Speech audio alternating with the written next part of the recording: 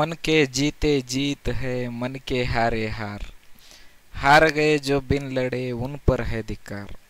आपला राजा छत्रपती संभाजी महाराज यांनी आपल्याला एक शिकवण दिली, ती म्हणजे शेवटपर्यंत लढायची. आणि शेवटपर्यंत लढण्यासाठी आपण जर विचार केला तर आपल्या आयुष्यामध्ये आपल्याला लढण्यासाठी सर्वात महत्त्वाची गोष्ट म्हणजे ती म्हणजे कॉन्फिडन्स, आत्मविश्वास. आणि परीक्षेमध्ये ज्यावेळेस लढण्याची गोष्ट येते त्यावेळेस आपल्याकडे हा एक्झामसाठी जो आत्मविश्वास असतो तो असतो का? मग परीक्षेमध्ये जर आत्मविश्वासच नाही तर मग आपण पास कुठून होणार, तर आपण सक्सेस कसं होणार? यासाठी आपल्याला काही महत्त्वाचे जे सिक्रेट आहेत, महत्त्वाच्या काही गोष्टी आहेत त्या या व्हिडिओच्या माध्यमातून जाणून घ्यायच्यात. आणि ह्या व्हिडिओमध्ये जर आपल्याला बघायचं आहे की आपल्याला हे सिक्रेट माहीत करून घ्यायचे तर त्याच्या अगोदर आपले प्रॉब्लेम काय आहेत ते सुद्धा आपल्याला माहीत करणं गरजेचं आहे. आपलं नेमकं चुकतंय काय, आपला कॉन्फिडन्स लो कशामुळे होत आहे, आणि ह्या गोष्टी जर तुम्हाला कळल्या तरच तुम्ही याच्यामधून सोल्युशन काढू शकतात, तरच तुम्हाला याचे पर्याय जे आहेत, याचे जे सिक्रेट आहेत ते माहिती होऊ शकतात. तर सुरुवात करूया. आत्मविश्वास म्हणजे स्वतःच्या क्षमतांवरती आणि गुणांवरती जो निर्णय क्षमतेवरती असलेला जो विश्वास. ह्याला एकदा पुन्हा सांगतो. स्वतःच्या आत्मविश्वास म्हणजे काय? स्वतःच्या क्षमता, त्याच्यानंतर स्वतःमध्ये जे असणारे सुप्त गुण आहेत, त्यानंतर स्वतःची जी निर्णय क्षमता आहे यावरती असलेला जो विश्वास आहे याला आपण काय म्हणू शकतो? आत्मविश्वास. आता यामध्ये तुमच्या स्वतःच्या ज्या क्षमता आहेत ह्या तुम्हाला माहिती आहे. तुम्ही किती वेळ बसू शकता, किती अभ्यास करू शकता, अभ्यास केलेला तुमच्या किती जास्त वेळपर्यंत लक्षात राहू शकते, ही झाली तुमच्या स्वतःची क्षमता. तुमच्या स्वतःमध्ये काही गुण आहेत, तुमच्या स्वतःमध्ये काही टॅलेंट आहे, हे तुम्हालाच माहिती आहे. ठीक आहे.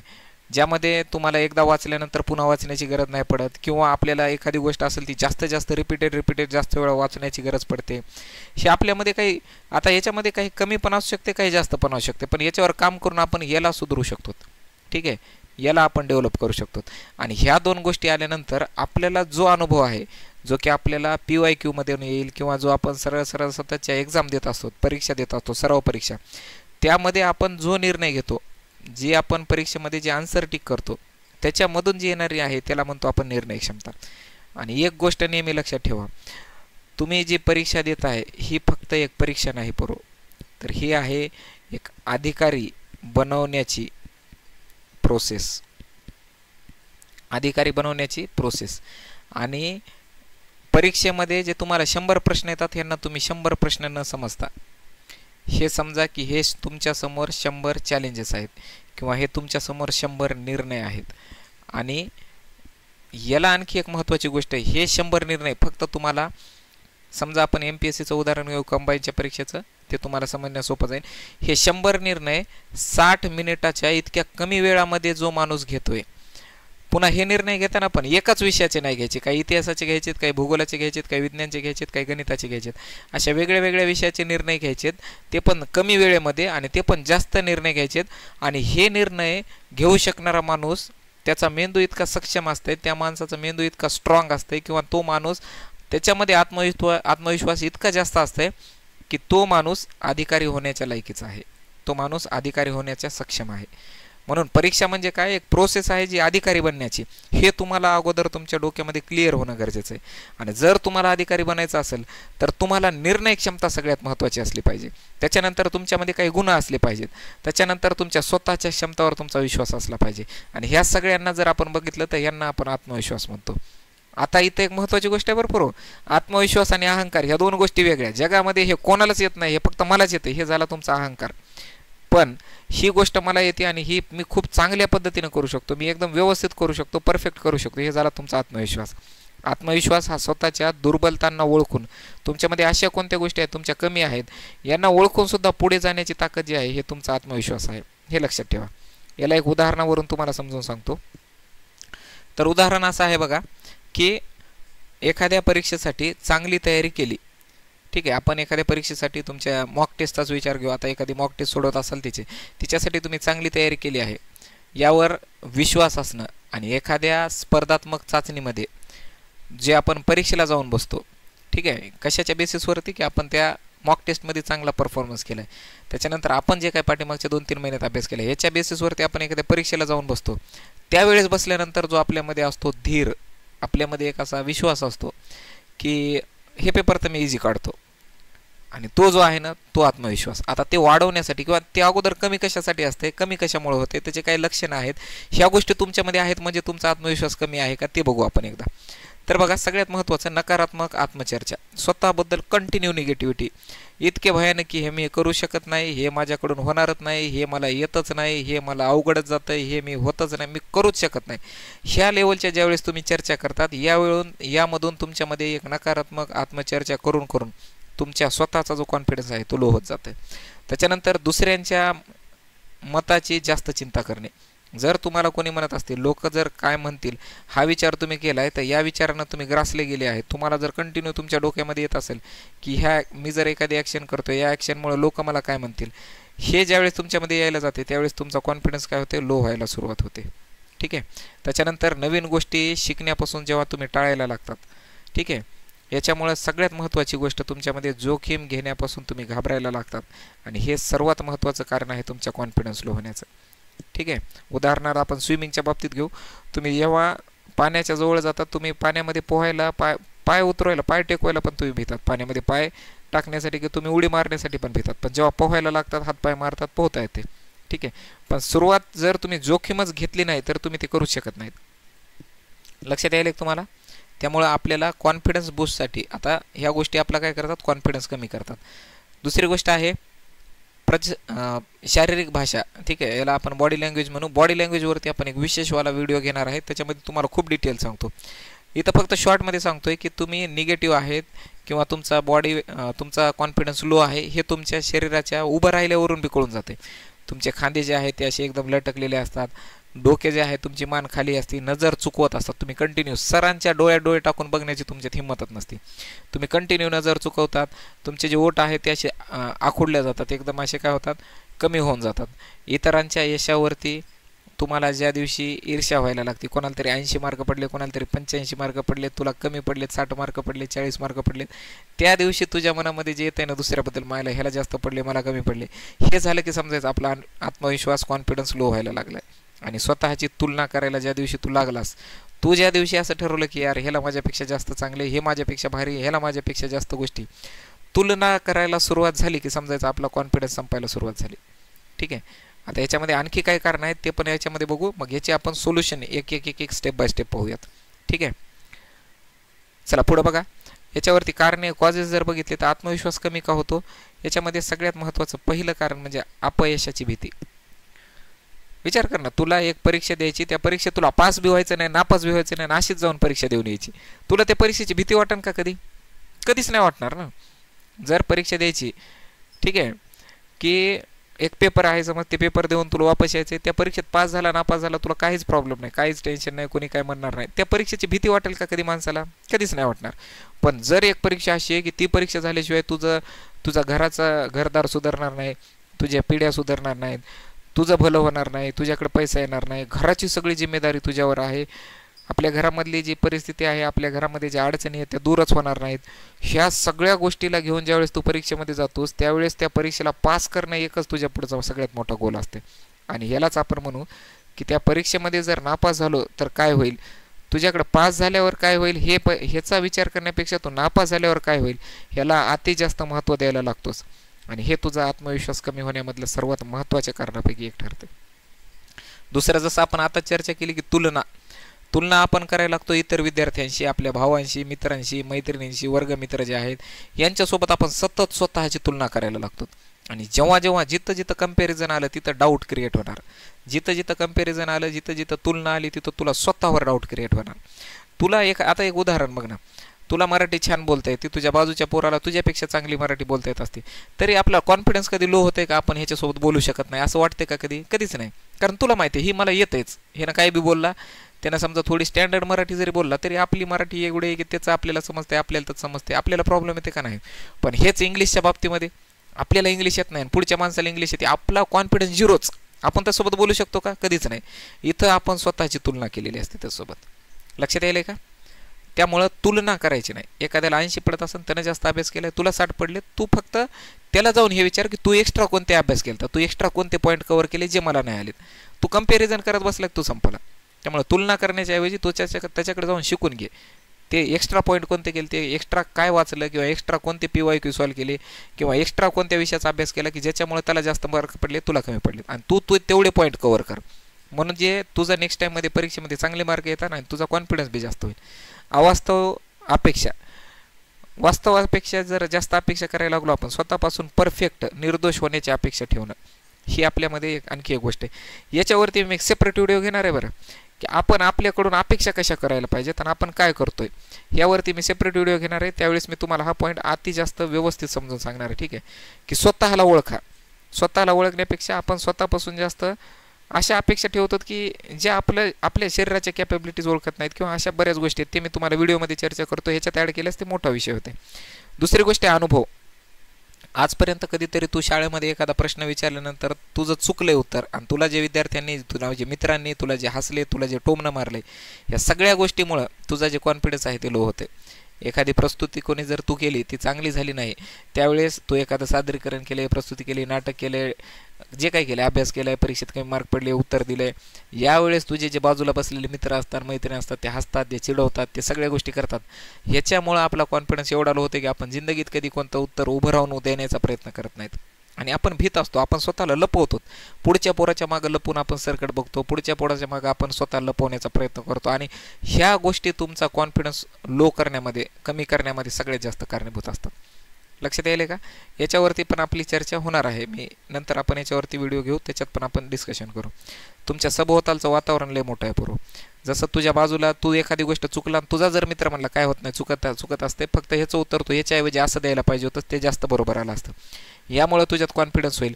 त्यामुळे सभोवतालचं वातावरण जे असेल, तुमचे जे मित्र असतात ते दलिंदरवाले मित्र आताच कॅन्सल करा.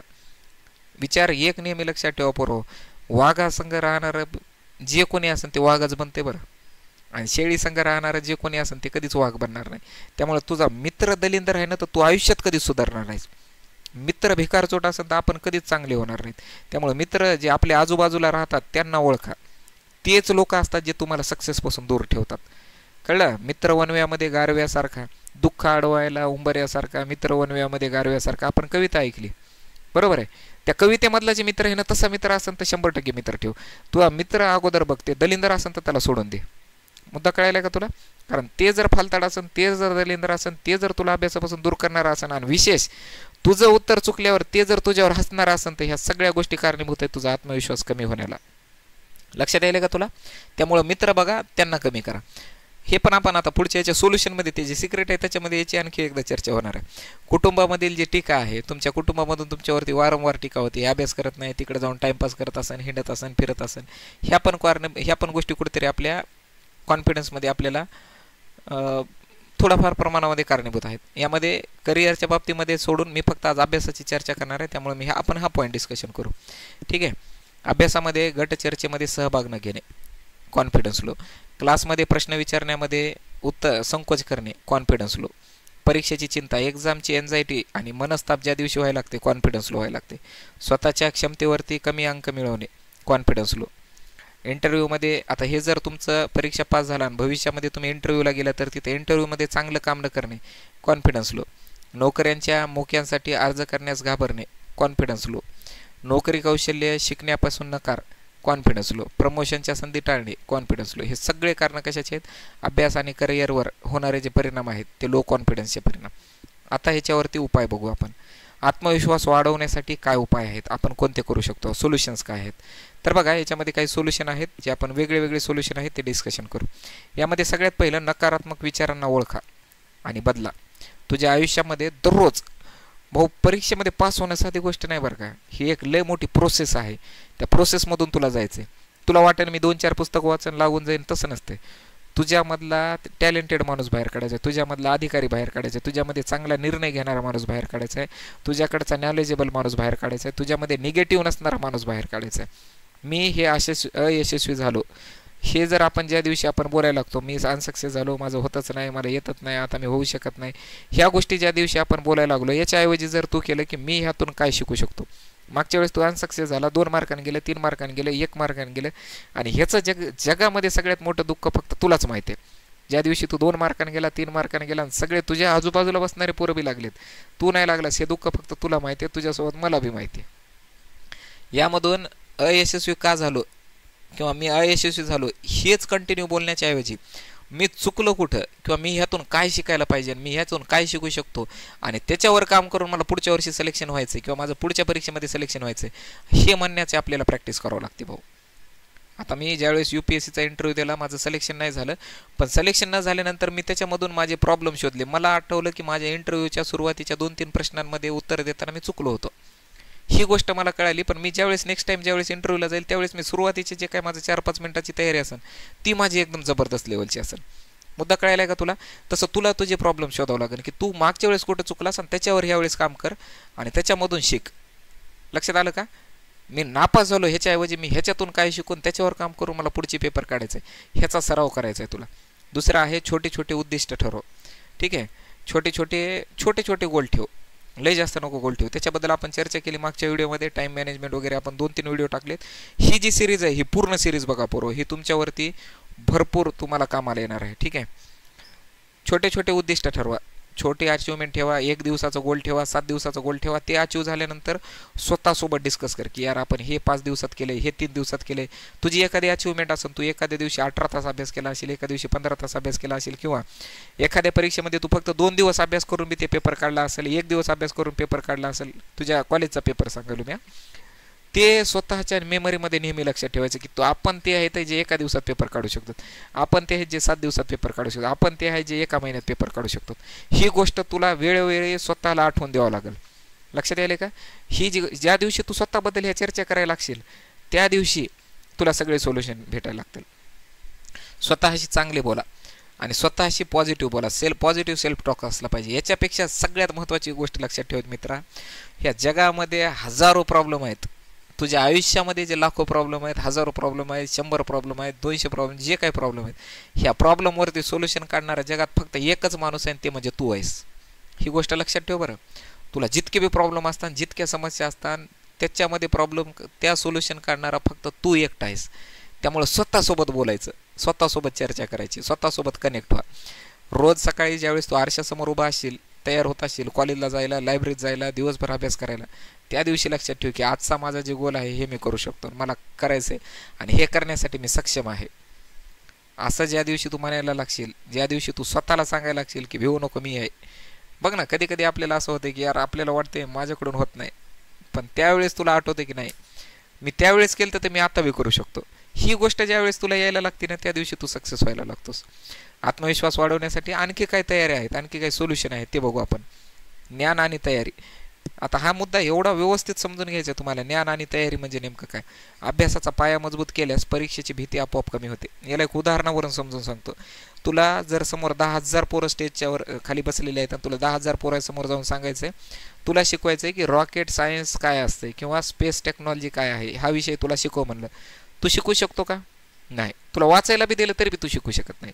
पण त्या स्टेजवर जाऊन सांगितलं की तुला तुझ्या घराकडे जायचा रस्ता कसा आहे ते स्टेजवर उभं राहून सांगतो. 10,000 नाही, तू 10 लाख लोकांमध्ये बी उभं राहून सांगतोस की इथून उतरायचं, तिथून असं जायचं, इथून तसं जायचं, तिथून तसं जायचं. कारण ते तुला पाठ आहे, ते तुला माहीत आहे, ते तुझ्या माइंडमध्ये एकदम जबरदस्त लेवलचं फिट झाले. त्यामुळं तुझा जो काही अभ्यास आहे तो इतका जबरदस्त असला पाहिजे, इतका मजबूत असला पाहिजे की तुला परीक्षेला जाताना भीती वाटली नाही पाहिजे. लक्षात येईल. यावरती पण आपण नेक्स्ट व्हिडिओमध्ये चर्चा करू. ठीक आहे, मी आता भरपूर एक व्हिडिओची सिरीजच करणार आहे.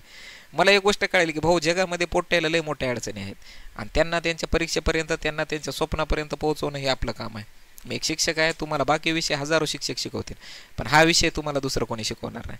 आणि इथं एक गोष्ट महत्त्वाची, मी जसं वरती चर्चा केली की दलिंदर मित्र, बरोबर आहे. दलिंदर मित्र काय माहिती आहे का? हा व्हिडिओ बरेच जण, आता मी पाहतो लय मोठे पोरं असे आहेत की जे हा व्हिडिओ पूर्ण पाहतात पण ते कधीच दुसऱ्याला सेंड करत नाहीत, कधीच दुसऱ्याला सांगत नाहीत. लक्षात येईल का? कारण त्याला माहीत असते की हे फक्त मलाच माहीत असावं, हे तुला नाही माहीत व्हायला पाहिजे, हे फक्त तुझ्यापर्यंत असावं, हे त्याला नाही माहीत व्हायला पाहिजे. त्याचं कारण काय की त्याला जी भीती आहे ना की तुला जर माहीत झालं तर तू बी सक्सेस होशील, किंवा ही गोष्ट जर तुझ्यापर्यंत पोहोचली तर तू सिलेक्ट होतोस किंवा तू पास होशील, ते नाही होणार. त्याचा अभ्यास कमी आहे. आणि अशा लोकांना ओळखा, अशा लोकांपासून दूर राहा. आता हे व्हिडिओ ज्या वेळेस तू पाहायलास तर तुला ते नाही व्हायचे. हे व्हिडिओ तुला माहिती आहे तुझ्यासारखा इमानदारीनं मेहनतीनं जे अभ्यास करणारे जे पोरग आहेत त्या पोराला बी दे. त्याला बी आत्मविश्वासाची कमी असेल तर त्याला पण ह्या व्हिडिओची मदत होईल. लक्षात यायले. त्यामुळे हा व्हिडिओ जास्तीत जास्त अभ्यास करणारे पोरायला द्या. पबजी खेळणारे, टाइमपास करणारे, मोकार हिंडणारे, अभ्यास न करणारे त्यांना पाठवू बी नका, त्यांना शेअर बी करू नका. पण तुम्हाला चांगलं व्हायचं आहे पोरं. आणि जर तुम्हाला हा व्हिडिओ तुमच्या जवळच्या विद्यार्थ्यांना, मित्रांना, जे तुम्हाला माहिती आहे मेहनत करायला, अभ्यास करायला, त्यांना जर आपण पाठवणं झालो तर आपण चूक करायलोत बरं.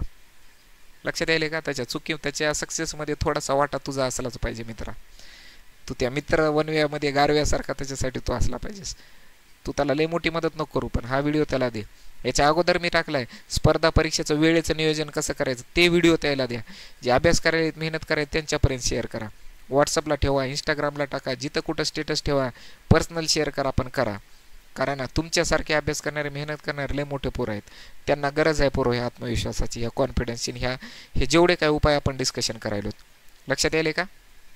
पुढचा पॉईंट डिस्कस करू. यामध्ये पुढं आहे बघा. आता बघ, तुला नॉलेज असेल तर तुला कशाचीच भीती नसणार. ठीक आहे. याच्यावरती आपण आणखी सविस्तरमध्ये माहिती पुढच्या व्हिडिओत पाहूया. ठीक आहे. मी बनवणार आहे पुढचा सुद्धा आणखी एक. त्याच्यानंतर आहे शारीरिक भाषेकडे लक्ष द्या. शारीरिक भाषा म्हणजे बॉडी लँग्वेज. बॉडी लँग्वेज असली पाहिजे. तू बसताना सरळ बसला पाहिजेस, डोकं वर ठेवलेलं असलं पाहिजे, तुझ्या चेहऱ्यावरती एक स्मित हास्य असलं पाहिजे. आणि ज्यावेळेस तू शिक्षकांना बोलत असशील, मास्तराला बोलत असशील, मित्राला बोलत असशील, त्या दिवशी नजरेला नजर भिडून बोलण्याचा सराव कर. ज्या दिवशी तू एखाद्याच्या समोरच्या नजरेला नजर भिडून डोळे टाकून बोलायला लागतोस ना, त्या दिवशी त्याला कळते की यार हे समोर बोलायलेलं पोट्ट साधन आहे, हे बोलायलेली पोरगी साधी नाही, हे पोरगं साधं नाही, हे जबरदस्त कॉन्फिडन्सवाले आहेत. आणि तुझ्या ह्या कॉन्फिडन्समुळे तुझ्या बॉडी लँग्वेज डेव्हलप होत जाते. तुझ्या शरीराला कळायला लागते की आपण बी भारी आहेत, आपण बी पॉवरफुल आहेत. ज्यावेळेस तू वर्गामध्ये बसलास तर मरेलवानी बसायचं नाही कधीच. असे दोन्ही आपले खांदे जवळ घेऊन बसायचं नाही, कसं बी वाकडं तिकडं बसायचं नाही. एकदम पाठीचा कणा स्ट्रेट असला पाहिजे. तू अभ्यास करताना तुझ्या पाठीचा कणा स्ट्रेट असला पाहिजे. ज्यावेळेस तू अभ्यास करताना तुझ्या पाठीचा कणा स्ट्रेट असेल, त्या दिवशी त्यावेळेला तुझ्या मेंदूला माहीत असते की तू जे वाचायलास, जे बघायलास, जे लक्ष द्यायलास, जे अभ्यास करायलास, ते लय महत्त्वाचं आहे. ते मेंदूमध्ये स्टोअर करायचं आहे, परमनंट स्टोअर करायचं आहे. हे जर तुझ्या ब्रेनला इन्स्ट्रक्शन द्यायचं असेल तर तुझ्या पाठीचा कणा स्ट्रेट असला पाहिजे. तुझी मान वर असली पाहिजे. आता वाचत असशील त्यावेळेस तुझी मान खाली असणं गरजेचं आहे, पण वर्गामध्ये बसला असेल तर मान वर असली पाहिजे. त्याच्या मागे लपशील त्यावेळेस तुझ्या ब्रेनला कळेल की आपल्याला लपायचं आहे, आपल्याला डिफेन्स करायचं आहे. पण ज्यावेळेस तू समोर सरांच्या डोळे टाकून पाहायला लागशील, त्या दिवशी तुझ्या ब्रेनला कळेल की आपल्याला डिफेन्स नाही करायचं, आपल्याला आपण अटॅकिंग पोझिशनमध्ये आहेत. आणि तुझी बॉडी लँग्वेज त्याच्यानुसार बदलत जाईल. लक्षात यायले का?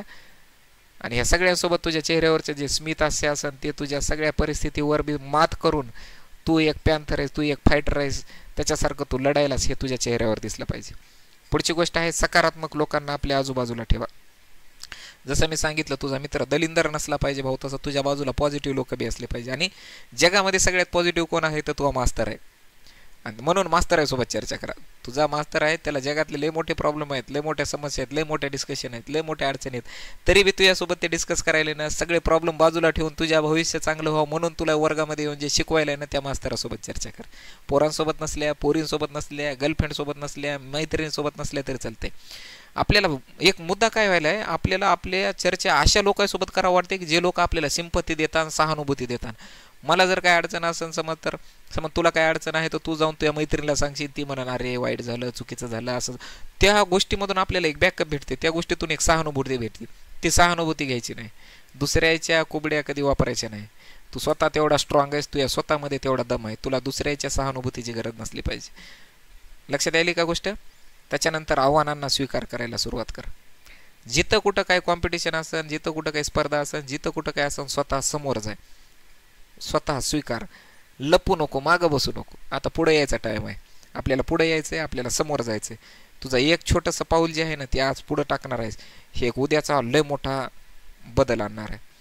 भविष्यामधला तू KGFचा रॉकी भाई सारखा झाला पाहिजेस. लक्षात यायले? पुन्हा आपण अभ्यासाची तयारी करत असताना तू आणखी एक गोष्ट करू शकतोस. नेहमी प्रेरणादायी इन्स्पिरेशनल एक्झाम्पल्स, प्रेरणादायी उदाहरणं तुझ्या समोर असले पाहिजेत. यामध्ये मी इथं 2 उदाहरण तुला नक्की सांगेल. एक आहे आपल्या देशाचे महान राष्ट्रपती जे की भारतरत्न डॉक्टर APJ अब्दुल कलाम आहेत. साध्या पार्श्वभूमीतून आले, एकदम साध्या घरातून आले होते, पण जगातील सर्वात मोठ्या वैज्ञानिकामध्ये त्यांचं नाव मोजल्या जाते. भारताचे राष्ट्रपती, महामहिम राष्ट्रपती म्हणून सुद्धा आपण त्यांचं नाव ओळखतो.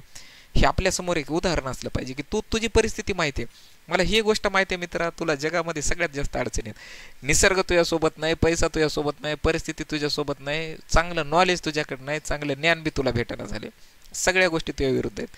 पण तरी बी तू लढायलास, ही गोष्ट लक्षात ठेव. तुझ्या लढायलास ना, हेच तुला एक दिवस भारी बनवणार आहे. दुसरी गोष्ट आहे, मायकल जॉर्डनचं उदाहरण घेऊ. मायकल जॉर्डनला बास्केटबॉलच्या टीममधून बाहेर काढून टाकलं होतं. बाहेर काढून टाकल्यानंतर बी त्यानं एवढी मेहनत केली, एवढं कठोर परिश्रम केला आणि जगातील सर्वोत्कृष्ट खेळाडू म्हणून त्याला आज ओळखलं जाते. हे 2 उदाहरण सांगितलेत. याच्या बाजूला हजारो उदाहरण आहेत. याच्यामध्ये उदाहरण तुझ्या वडिलाचंच घे, तुझ्या घरचं कोणाचं घे, भावाचं, बहिणीचं, वडिलाचं, आईचं, कोणाचं बी उदाहरण. सगळ्या गोष्टी त्यांच्या विपरीत परिस्थितीत आहेत. त्यांना असा सोन्याचा चमचा नाही, सोन्याचं ताट नाही. सगळ्या परिस्थिती असून बी ते लढायलेत, सगळ्या परिस्थिती असून बी ते फाईट करायलेत आणि तुला शिकायला, अभ्यासाला पैसे द्यायलेत.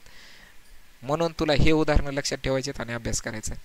या सगळ्या गोष्टीमधून निष्कर्ष असा निघते मित्रा की तुझा जो आत्मविश्वास आहे हा तुझा जन्मजात गुण नाही, पण ते एक कौशल्य आहे ज्यावर सराव करून, काम करून तू त्याला वाढवू शकतोस. ह्या व्हिडिओचा पार्ट दुसरा पण येणार आहे, ज्याच्यामध्ये आणखी काही सोल्युशन्स आहेत, त्याच्यावरती मी चर्चा करणार आहे. प्रत्येक यशस्वी व्यक्तीच्या मागे अपयशांचा एक इतिहास असतो. तुम्ही एक वाक्य ऐकलं असेल, प्रत्येक यशस्वी व्यक्तीच्या मागे एका स्त्रीचा हात असतो. तर नाही, प्रत्येक यशस्वी व्यक्तीच्या मागे एक अपयशाचा लय मोठा इतिहास असते. लक्षात आलं का? आजपर्यंत आपल्याला शिकवलं गेलं प्रत्येक सक्सेसफुल माणसाच्या मागे एका स्त्रीचा हात आहे. हे वाक्य बरोबर असेल, चूक असेल, मला ह्याच्याबद्दल घेणं देणं नाही, पण हे वाक्य त्याच्यापेक्षा जास्त बरोबर आहे की प्रत्येक यशस्वी व्यक्तीच्या मागं एक लय मोठा अपयशाचा डोंगर असते, एक लय मोठा अपयशाचा इतिहास असते. आणि तेवढ्या मोठ्या अपयशांना पार करून, त्याच्यामधून टिकून, त्याच्यामध्ये लढून, त्याच्यामध्ये एकदम सक्षमपणे, खंबीरपणे उभा राहून तो माणूस लढलेला असते, टिकलेला असते, म्हणून तो माणूस सक्सेस असते. ही गोष्ट लक्षात ठेव. आणि मला तुला ह्या वर्षामध्ये सक्सेस झालेलं पाहायचं आहे. तो ज्या दिवशी सक्सेस होशील त्या दिवशी मला भेटायला नक्की ये. पण मी वाट बघायलो तुमच्या सक्सेसची. आपण सेलिब्रेट करू, जश्न करू आपण तुमच्या सक्सेसचा. स्वतःवर विश्वास ठेवणे शिकण्यासारखं सर्वात महत्त्वाचं पाऊल आहे. आणि यामधून तुला एक संदेश द्यायचा आहे. तुमच्या विचारांना बदलाची, तुमच्या विचारांना बदल, तुझ्या विचारांना बदल, तुझ्या जीवनाला दिशा बदलन. लक्षात आलं का? तर हा व्हिडिओ तुम्हाला कसा वाटला? आणि या व्हिडिओमध्ये काय करायचं, हा व्हिडिओ जास्तीत जास्त अभ्यास करणाऱ्या पोरायला द्या, मेहनत करणाऱ्या पोरायला द्या. फालता, टुकार, पबजी खेळणारे, भंगार, भिकारचोट त्या पोरायला द्यायची गरज नाही. पण जे लेकरं अभ्यास करायला येत ना त्यांच्यापर्यंत हा व्हिडिओ पोहोचवा. सुरुवातीला तुम्ही कमी पडाल, पण तू त्या गोष्टीला तुझ्या प्रॅक्टिसनं, तुझ्या सरावानं पूर्ण करू शकतोस. ही गोष्ट नेहमी लक्षात ठेव. आणि तुला काही पण अडचण आली तर इथं माझा नंबर दिलेला आहे, मला कधी बी मेसेज करा, मी तुमच्यासोबत आहे. दुसरी गोष्ट, इथं टेलिग्राम चॅनल आहे अमोल सर जिओग्राफी, या टेलिग्रामला जॉईन करा. तुम्हाला ह्या व्हिडिओच्या व्यतिरिक्त आणि बरेचसे व्हिडिओ जे आहेत त्यांचे PDF मिळतील, व्हिडिओ मिळतील. ठीक आहे. आणि हा व्हिडिओ जास्तीत जास्त अभ्यास करणाऱ्याला द्या. अभ्यास करणाऱ्याला मदत करा. अभ्यास करणारे पोरं कोणत्या परिस्थितीत अभ्यास करायला हे तुम्हाला माहिती आहे. तुम्ही कोणत्या परिस्थितीत लढायलात, अभ्यास करायलात. म्हणून हा व्हिडिओ जास्तीत जास्त पोरांपर्यंत शेअर करा, त्यांना मदत करा. भेटू पुढच्या व्हिडिओमध्ये. तुमच्या ज्या काही कमेंट आहेत, तुम्हाला हा व्हिडिओ कसा वाटला मला कमेंटमध्ये नक्की सांगा. तुमच्या ज्या काही प्रतिक्रिया आहेत त्या सांगा. तुम्हाला ज्या काही अडचणी आहेत त्या माझ्यासोबत या व्हॉट्सअपवरती डिस्कस करा. आपण त्याच्यावरती पर्याय काढण्याचा, सोल्युशन काढण्याचा प्रयत्न नक्की करू. भेटूया आपण पुढच्या व्हिडिओमध्ये. धन्यवाद. जय हिंद. Take care.